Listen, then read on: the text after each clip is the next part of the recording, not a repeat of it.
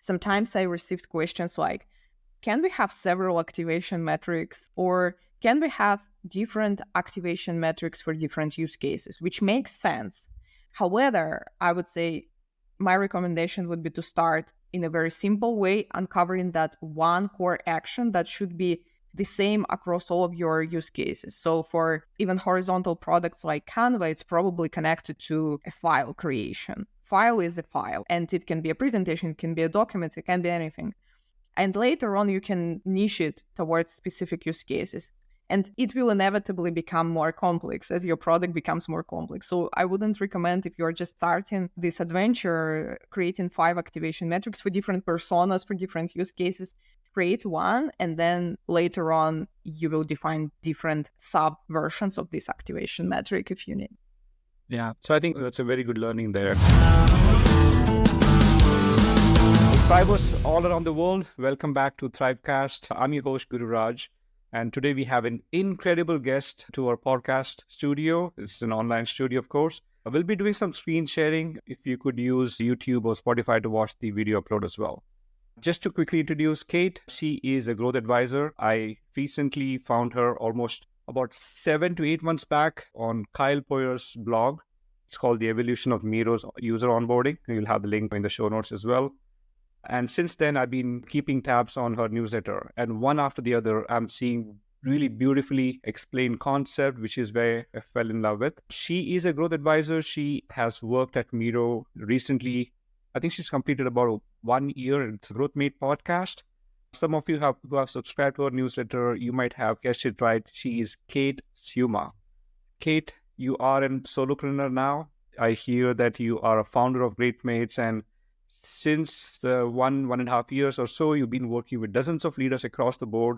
You've been advising to various startups. You live in beautiful Amsterdam, Netherlands. And by the way, this is a beautiful time to visit or be there in Amsterdam at this moment. Kate, you have worked with many leaders across Dropbox, Amplitude, Canva, Atlassian, Code, and many guests on your podcast as well.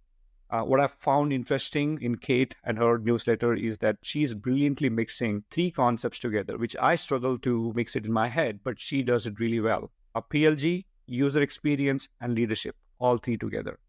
By the way, I asked ChatGPT to introduce Kate, and this is what it said, and I quote, it says, Kate is the aha moment girl. She's always beaming with a great UX smile. She talks leadership, and she acts like a leader. Welcome, Kate.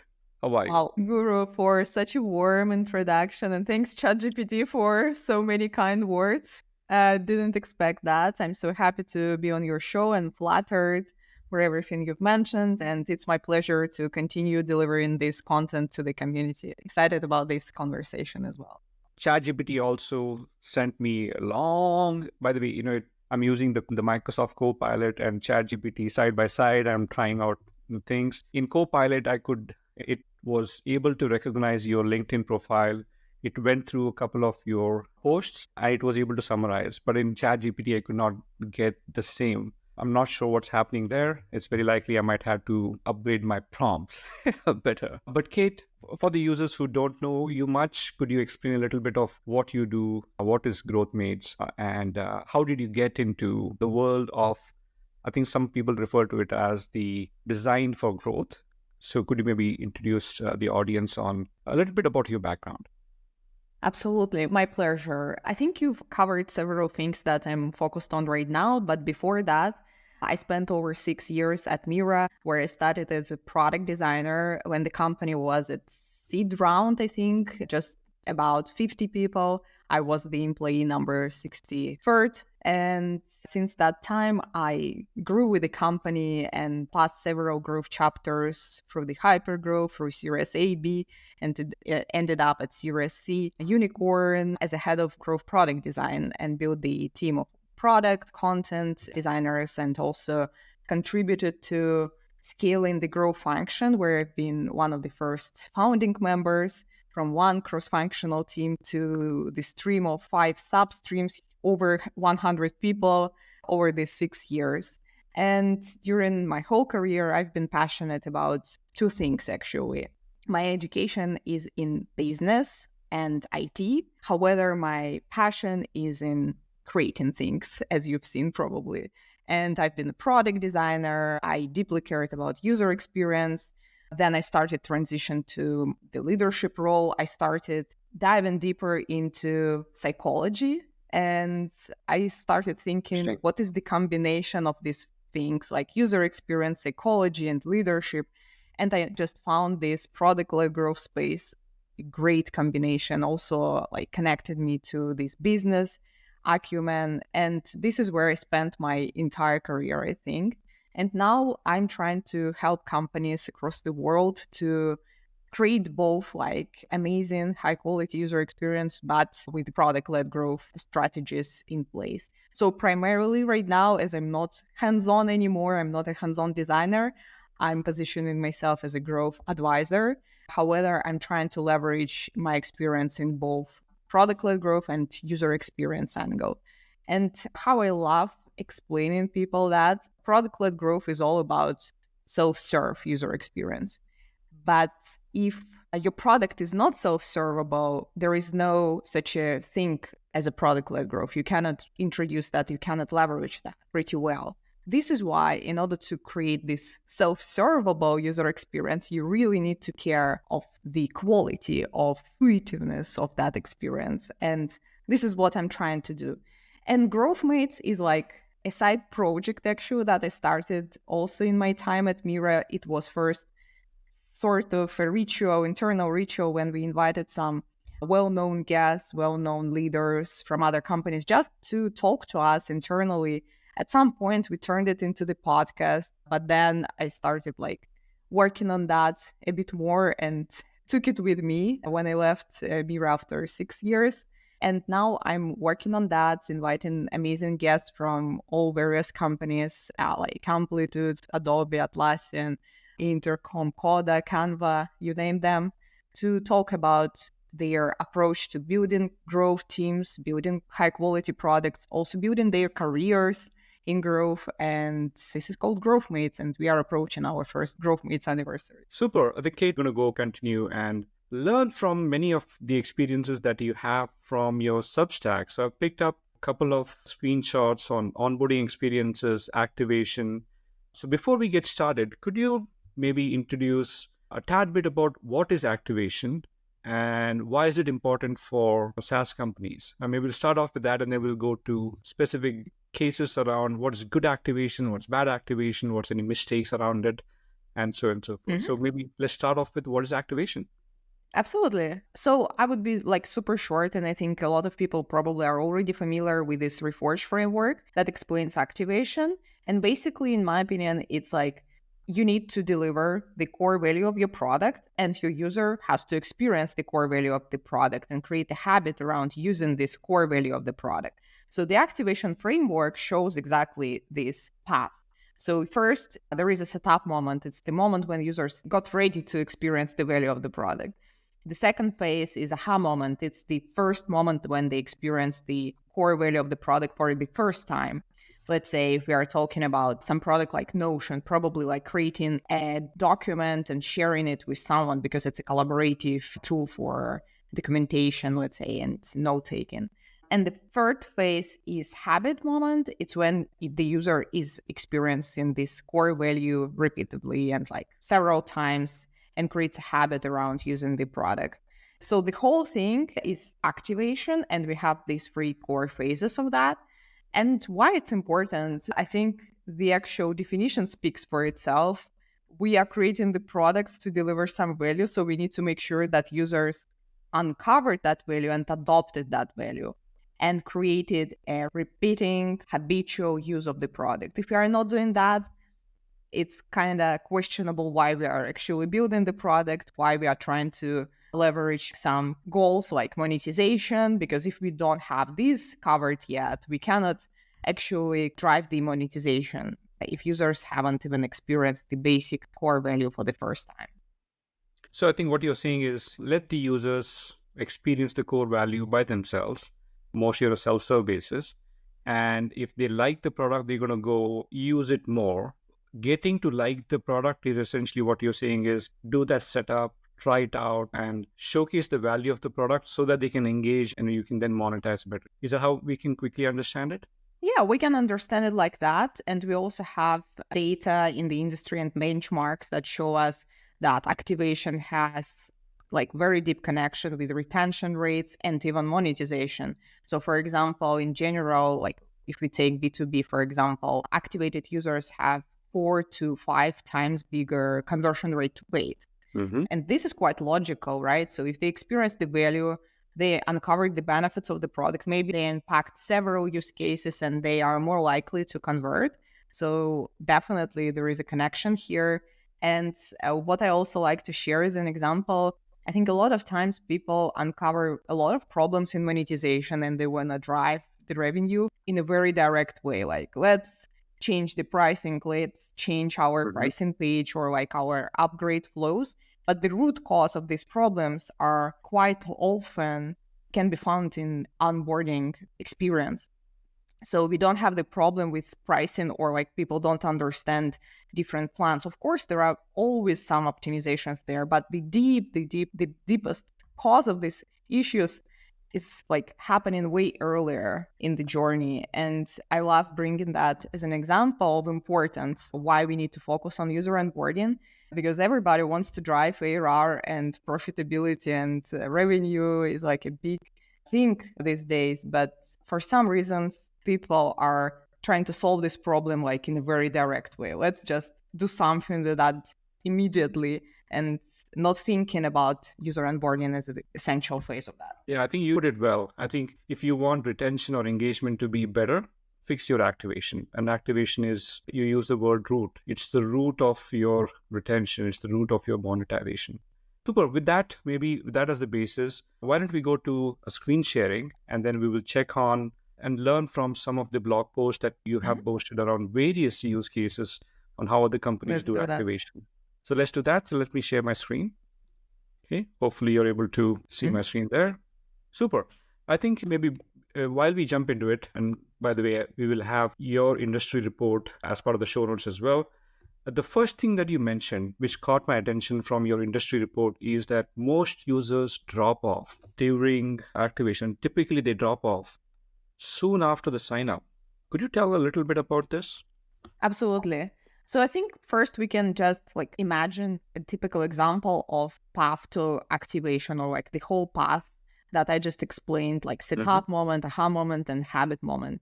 And if we take that path and if we imagine how many steps there can be in that path, it's quite a long journey. It's quite a challenging journey, especially if we take complex B2B platforms and products like, for example, Amplitude that requires a manual setup and things like that. And of course, to get there, to get to this habitual use of the product, to experience the activation, it takes a lot of steps, a lot of time, a lot of effort. And users sometimes are like, they are low tech savvy. They are not familiar with platforms like of that complexity and they just drop. So this is what we have here. Like the whole path to activation has many, many drops, but also in the sign up process, there are a lot of drops. And there are multiple reasons for that. Overall, like it depends on the complexity of that setup and sign up flow. Sometimes there are just too many steps. Sometimes we are asking for too much information and we can ask for less information, but for more relevant information that we can leverage for personalization. Sometimes we are landing users to the first homepage of the product after this registration flow, and they are completely overwhelmed just because we've shown them all the possibilities of the product, the complex dashboard. We didn't give them any examples, any templates, any personalization, and they just leave. The third situation is, for example, when we don't have any lifecycle communication outside the product. So users are like probably signed up and they left and they forgot about the product. And we never reminded them with the emails and lifecycle communication. So this is where the first session drop is happening. Like they just tried the product, they left, and we never came back to them with some more interesting and engaging communication that could inspire them to come back and check some templates, for example. So you see that there are multiple reasons for that. Yeah, this is interesting. I'll tell you what catches my attention, and especially for B2B SaaS builders who's listening and watching us, sign up I was actually very surprised to see that there are drop-offs even during the sign-up stages. Almost about 10% of the drop-offs are happening at these sign-up stages. So this is very interesting. Let me get to the next one. And you had the insight here. And I think for most times, people think that onboarding should be as frictionless as possible. But this was a very interesting insight. You mentioned that if we add some human touch, you have a better success for onboarding. Could you maybe touch a little bit about this? And you have an example of MailChimp here. Maybe could you elaborate that to our audience? Absolutely. I think this insight is very connected to the nature of complex B2B products. I cannot imagine something like that at the scale of typical B2C platforms. However, for complex B2B products oriented towards teams, for example, it can be quite handy. And I have one example of more B2C related product. It's Superhuman, who is leveraging this method as well. So overall, the complexity of B2B platforms sometimes is too high and people cannot self-serve themselves, let's say. So they just cannot uncover all the possibilities of the product, set it up for themselves. This is why this combination of some manual setup and like onboarding specialists together with this self-service onboarding can be quite interesting here. So we have an example of MailChimp, and even at their scale, they are leveraging this practice. So after the initial registration, you have your self-serve onboarding. Here, of course, you can do everything by yourself. But if you need some help, you can schedule this product tour and demo call with a specialist. I don't know what is their criteria of targeting because I was registering without a corporate email and I still found this banner. I would suggest maybe to be more conscious here and show this only to like PQAs, very relevant accounts and leads, not to waste your resources, and test how it works. Because if it really works well, it seems like it's a combination of these sales strategies when you have your specialist who is like introducing everything in person, and the self-service strategy when you can do it like by yourself. So just in a nutshell, I would recommend to try it out if your product is very complex. If you tried everything on self-serve side and you don't see that the needle is moving, if you see that on user research and user testing, like your people are really struggling, or if you have a very, very long path to aha moment, let's say 30 days, like really users have to use the product for a very long time and do so many things to get to the final state of activation. So then maybe a combination of these factors can be a reason to introduce something like that. And again, test that. And as I mentioned before, I shared this B2B example. There is Superhuman who is doing exactly that, but also in combination with self-serve onboarding. By the way, we will have a session with Gaurav, with their head of growth, about these strategies. And I think in the beginning of the product, it's very useful to have these demo sessions or onboarding specialists, because on these sessions, you can learn so much about your users. You can see why they are struggling. And if you can dedicate at least one person in your team who can do that, who can spend time on that, it can be an ongoing user research tool for your team, not just for the users, but also for you and for your team. Yeah. So I think, some great insights there. So if you have a complex B2B product, some human touch might help. By the way, we have finished a podcast recording with Garo from Superhuman. So we've learned quite a bit from that as well. And I think you mentioned about B2C companies not using the human touch as much. I'm seeing that especially in the fintech space, where there's a hesitation for the users. Most of the B2C platforms who are in fintech or banking, they have some human touch as well. So there's some great learnings there. And by the way, I did exactly what you did as well. I also logged into MailChimp using my Gmail as well as my work account. In both the cases, I found the human touch. So they're not essentially doing this separation between work versus personal, but I found that particular insight interesting. Let me quickly This is interesting. Let me jump to the next one. You also mentioned that, and this is very interesting, if we have a human touch, you mentioned that the onboarding success rate is now much higher. Could you maybe explain that a little bit about why this might be the case, and is the other way around true as well? Meaning, if you don't have a complex product and you have a frictionless onboarding, what might be the success rate if you compare that to an increased success rate of 80%? Absolutely. So I think this example is connected to the insight we just discussed. So overall, we conducted the user research and we asked people what was one of the most successful experiments that they ran with the user onboarding. And in the segment of like complex B2B products, we uncovered that particular data or insight, summarized data. Overall, I would say it's hard to compare like side by side these conversion rates. However, you can do so many things without the dedicated onboarding specialist, especially if the product is not extremely complex. On the self-service side, there are so many things you can try out to drive the needle, like starting from AI even these days, right? So we can maybe explore if AI can replace this potential onboarding specialist, right? So if they have some almost a human assistant that like who just do some tasks or automate some complex flows, and then we can speed up the path to aha. So I've heard that there are some nice products who are doing that, and I'm going to record the episode exactly about this impact of AI on aha and activation. So I think we can be very playful now, and I would be maybe very curious to see what will be the impact of AI on the speed to aha in the future, and if we will have some data there. Interesting. Yeah, interesting. By the way, we recorded another session with Zora. That episode going to go live very soon as well.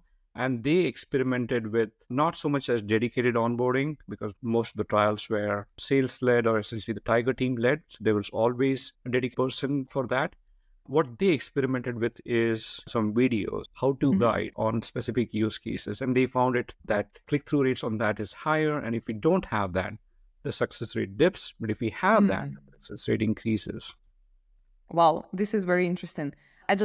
I don't know when this episode will be published, but there will be recordings anyways. Together with Amplitude, we are going free sessions with leaders from teams like Gaurav, with Jenny from Loom, and with Reforge. And we will unpack their real examples and real working strategies, and also showcase different visual examples. So for your listeners, maybe as a follow-up, it can be interesting to dive in. And if it will be published, I will share the links as well. Absolutely. Looking forward to it. Thank you so much. Let me quickly jump to a few more examples. I know you mentioned about MailChimp, so we just covered that. Could you tell a little bit about Miro? I know this is one of the biggest areas that you worked very early on in your career as well, I think a couple of years back.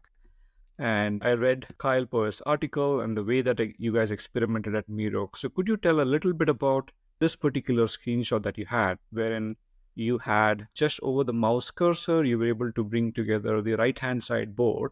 And how did you get to this particular thing? And then what was the experience around it? Yeah, I think this example is a nice illustration of one of my earliest mistakes on user onboarding. So in this article, I have 3 chapters. The first chapter is about like experimenting on user onboarding in a startup environment. The second chapter is about hypergrowth and the effect of big bets that sometimes they don't pay off. And the third part is about the power of quick wins on a scale-up phase. I think 3 parts are very relevant, and I would recommend just to read through them. This example is from the first part. It was like one of the first experiments on user onboarding that we had that time.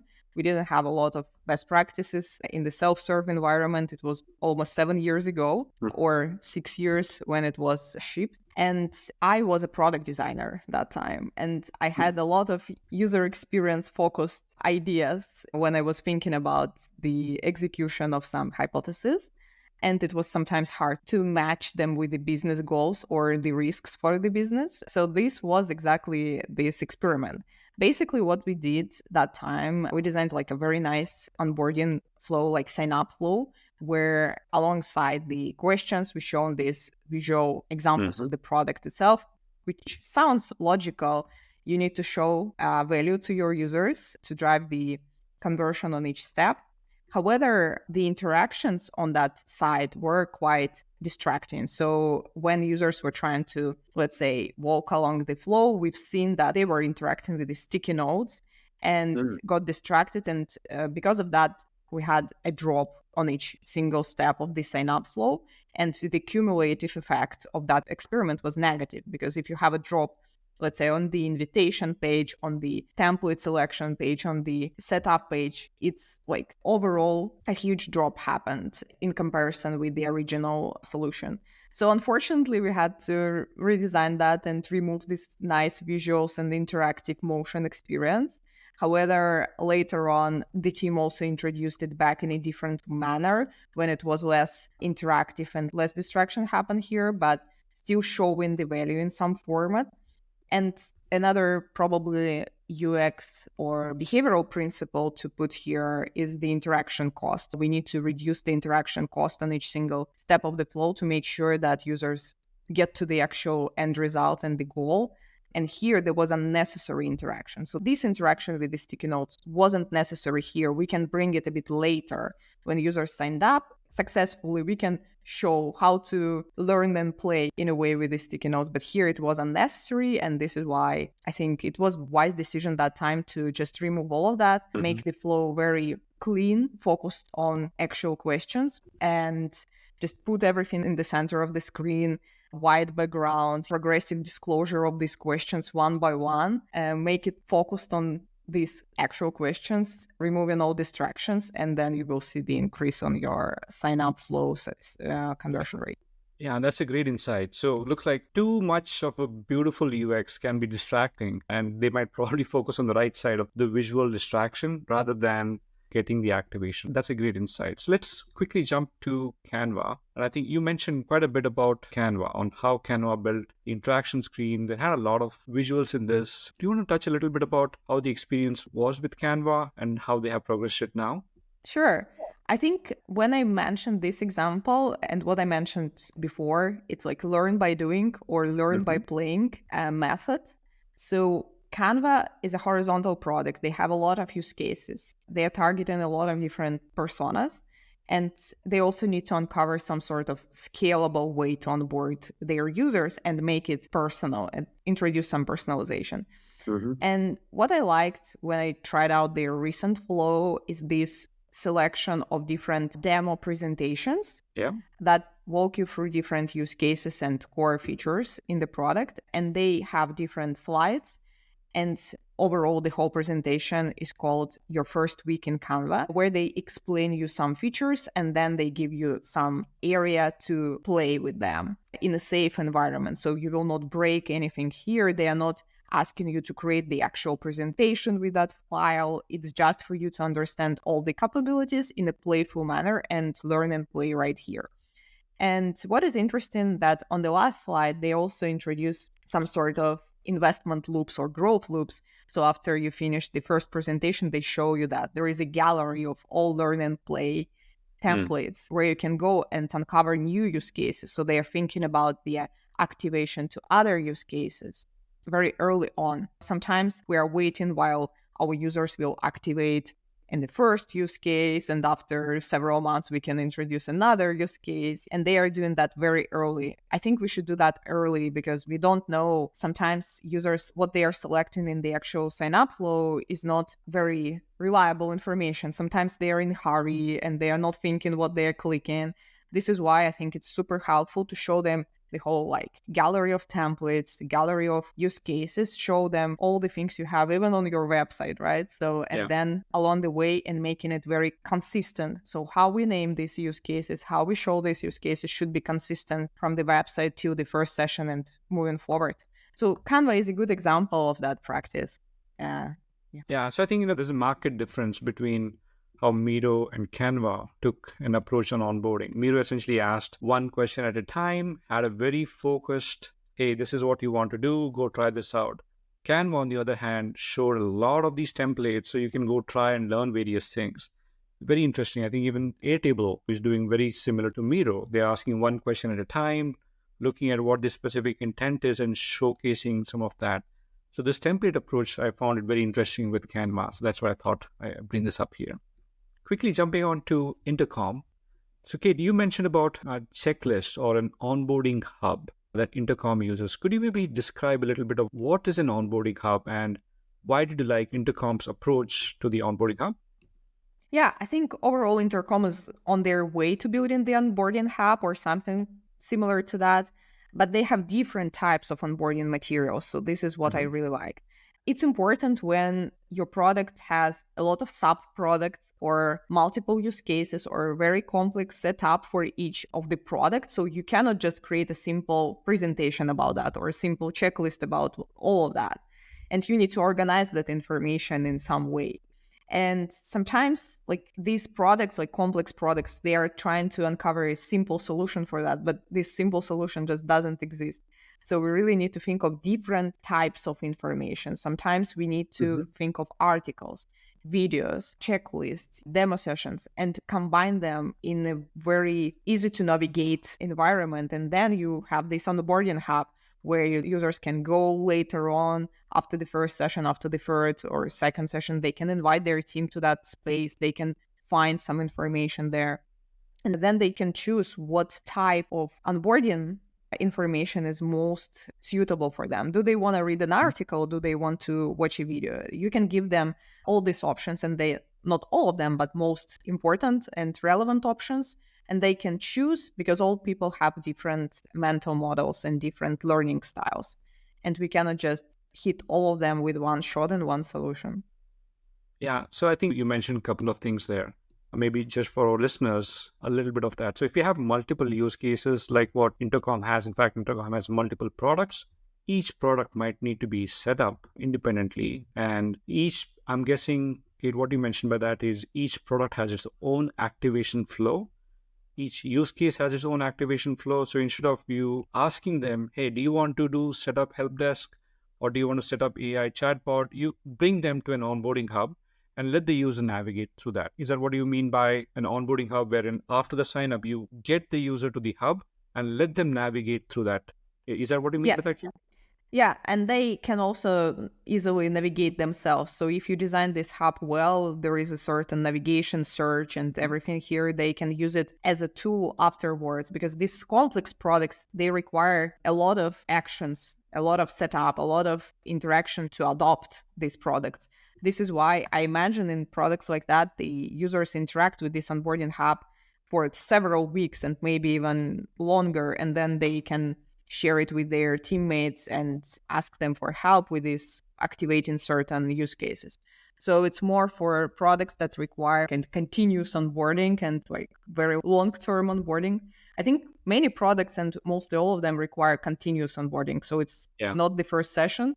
I also share in one of the articles like 6 stages of user onboarding, one of the last ones. And I think we should consider all of them. And Onboarding Hub is a nice solution where we can collect all of the experiments, all of the resources we already created as a team, not just remove them, but collect them and organize them in a nice and visual format. Makes sense. I think I'm seeing this particular kind of an onboarding style or an onboarding hub starting to get used across multiple B2B SaaS products, which have multiple kind of a compound startup. Each of these products, their own startup by itself, right? So they give a space to that, and then the setup of that happens a lot more organically through this onboarding hub. Super. So let's quickly jump into linear. And you mentioned about a couple of things in linear. Could you maybe explain what is linear in this bit, and then why do you like this onboarding? Sure. So linear is modern Jira, sort of. It's a platform for like all of the task tracking and product development management in one place. And it's quite complex by default. Like it's quite complex system.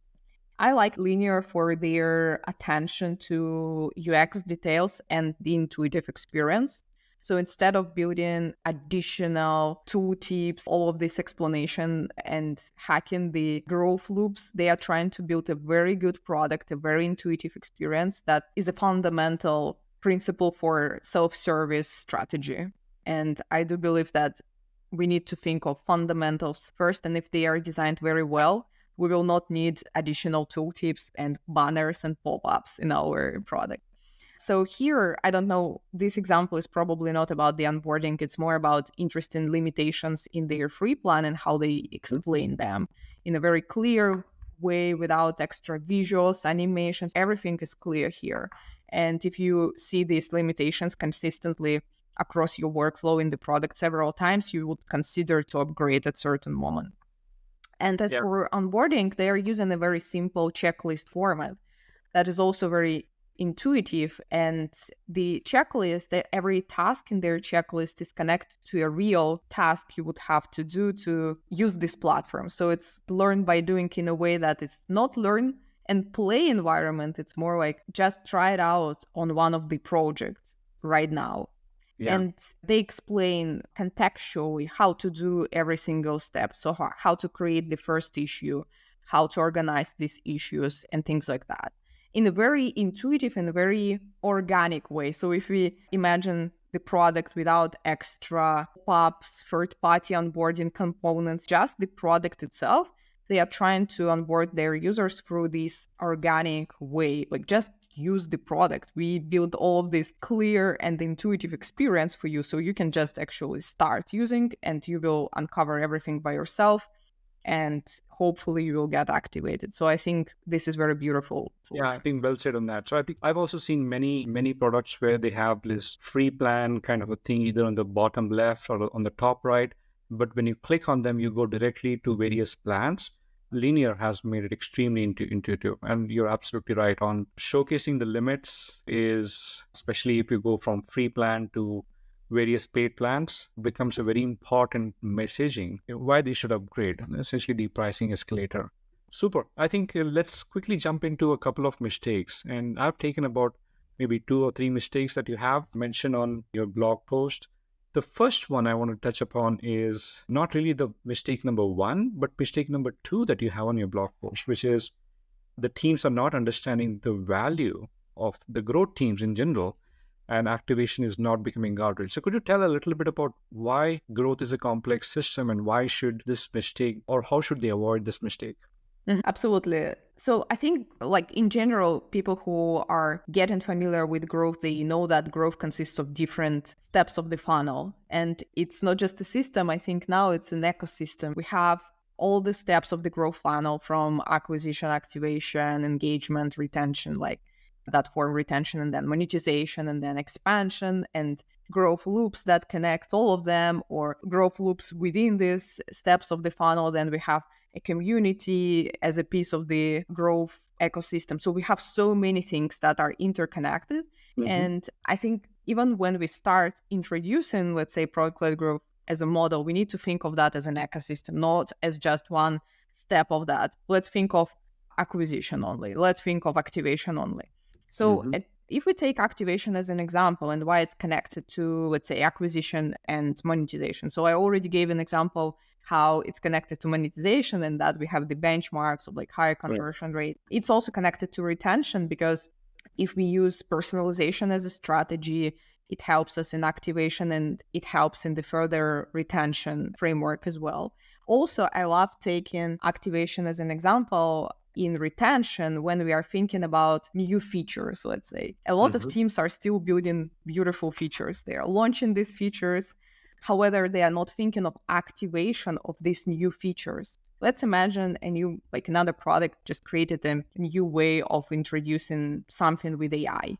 And they launched that feature, but they haven't activated that feature, meaning that they haven't onboarded their existing users and new users to this new experience.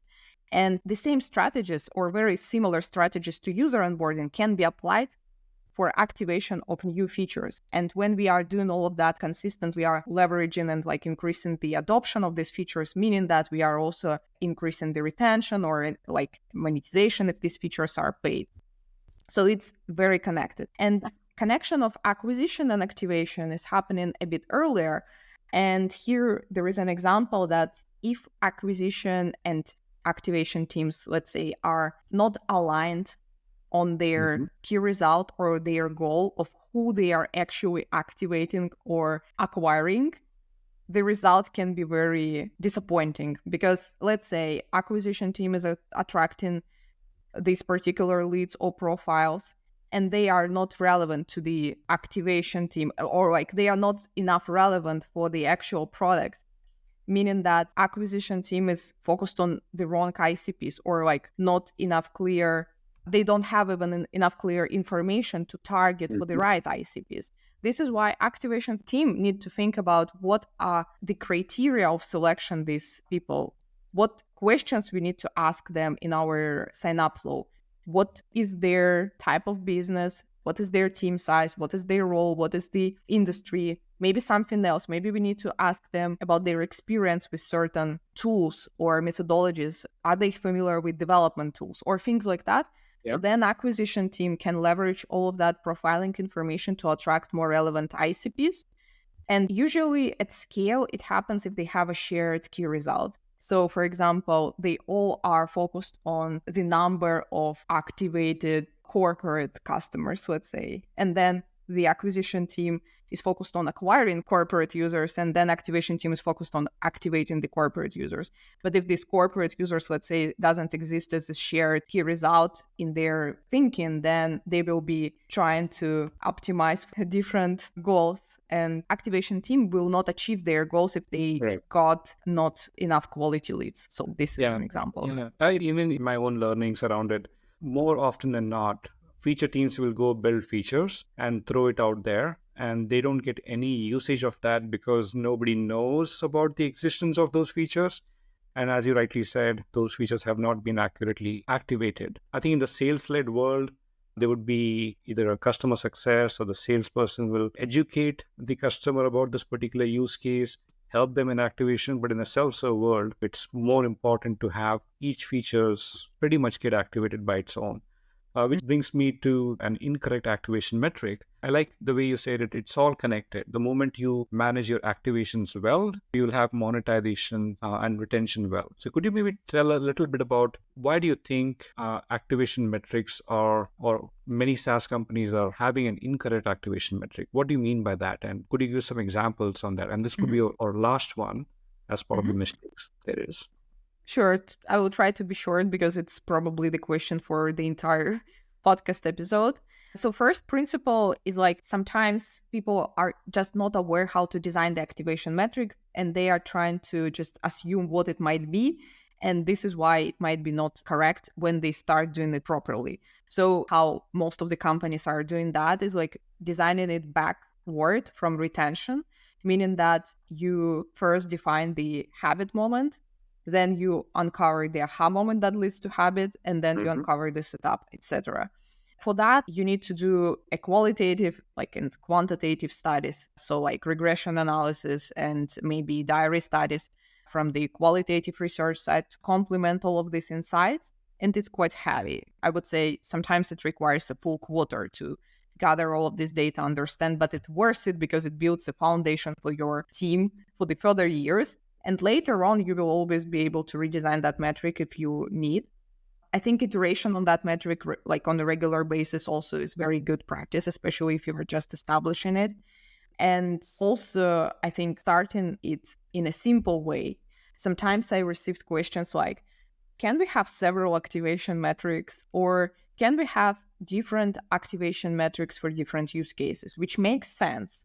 However, I would say my recommendation would be to start in a very simple way, uncovering that one core action that should be the same across all of your use cases. So for even horizontal products like Canva, it's probably connected to a file creation. File is a file, and it can be a presentation, it can be a document, it can be anything. And later on, you can niche it towards specific use cases. And it will inevitably become more complex as your product becomes more complex. So I wouldn't recommend, if you're just starting this adventure, creating 5 activation metrics for different personas, for different use cases. Create one, and then later on, you will define different sub-versions of this activation metric if you need. Yeah, so I think that's a very good learning there. We were having conversations with Amplitude on that, and they figured out that if you have a root activation metric, and if they measure it wrong, it becomes very difficult for them to understand the business. So they went ahead at looking at, did the user actually connect and start sending Amplitude the data? And if the answer to that is no, nothing else matters. Right? So it took them quite a while for them to go experiment. It's one of the most important metrics to establish. And I've also just concluded the results from one of my recent industry studies about product-led growth and companies who introduced that, and what was the moment when they started introducing that and building the growth team. And I've seen the pattern that when these teams or like existing teams uncovered what is activation and proved that, this was one of the signals to start building a dedicated growth function after that. And when teams connected the correlation and the connection between the activation and the bigger North Star metric for the company, like net revenue retention, then it became a clear signal that, okay, this is a reliable thing. Then we can build on top of that. We can build the whole growth setup on top of that. And just because we are running out of time, and like I want to share as well that these insights will be packaged in a playbook format that I hope will be published when we launch this episode. And everything will be under one umbrella on growthmates.club. It will be the new website for this playbook and different other resources and my advising practice. So growthmates.club, I hope we will publish it by the date of publishing this show. Yeah. We will add it to the show notes as well. And to the listeners, Kate runs many onboarding courses as well. So we will have links in the show notes about many of her onboard advisory practices and the courses that she will have. Kate, by the way, I love the session today. I learned quite a bit, and hopefully the listeners learned quite a bit I'm as glad. well. Yeah, thank you so much for having me. Hopefully it will be useful for you and for your audience. And I'm happy to be available for anyone who needs my help. So thank you so much. Thank you so much. You take care.